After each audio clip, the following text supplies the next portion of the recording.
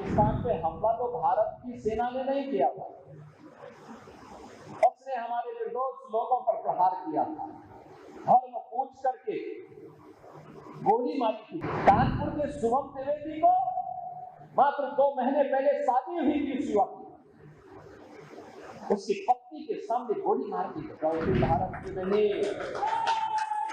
पाकिस्तान के उन लोगों की है जो लोग पाकिस्तान में बैठ करके आतंकवादियों को प्रश्रय दे रहे हैं। अब नया भारत किसी को छेड़ता नहीं है, लेकिन कोई छेड़ता है तो उसको छोड़ता भी नहीं है।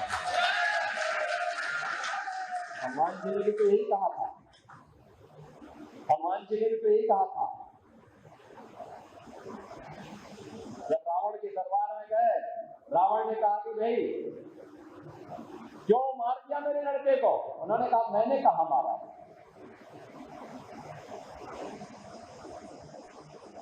तो उसने मुझे मारा था, मैंने उसका प्रतिकार कर दिया। अब उसकी ताकत इसमें दमी नहीं था, मर गया तो मैं क्या करूं?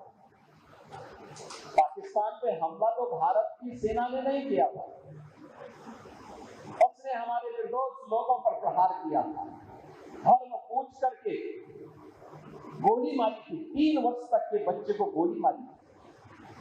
कानपुर के शुभम द्विवेदी को मात्र 2 महीने पहले शादी हुई थी उस युवक की, उसकी पत्नी के सामने गोली मार दी गई। 26 ऐसे लोगों की निर्मम हत्या कर दी गई और उसके बाद 24 के बदले 124 लोग भारत की बहादुर जवानों के, भारत के तीनों सेनाओं के द्वारा संयुक्त रूप से की गई कार्रवाई में ऐसे 124 से अधिक आतंकवादी मारे जा रहे हैं।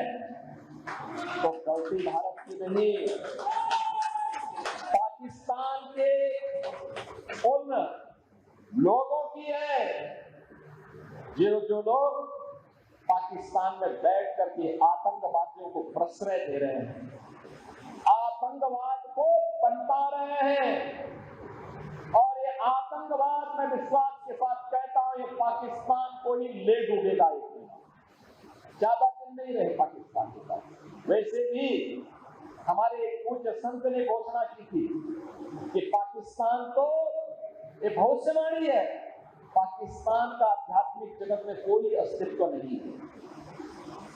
और याद रखना, जिसका अपना वास्तविक अस्तित्व न हो वह कृत्रिम होता है, और कृत्रिम कोई भी चीज होगी उसकी एक निश्चित लाइफ होगी, उससे ज्यादा नहीं।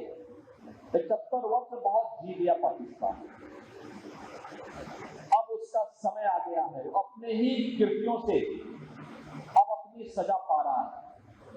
लेकिन आज भारत के बहादुर जवान जिस मजबूती के साथ पाकिस्तान को उसका जवाब दे रहे हैं, हर भारतवासी को अपनी सेना की यूनिफॉर्म पर, रक्षा बलों के अपने बलों पर के जवानों पर गौरव की अनुभूति करनी चाहिए।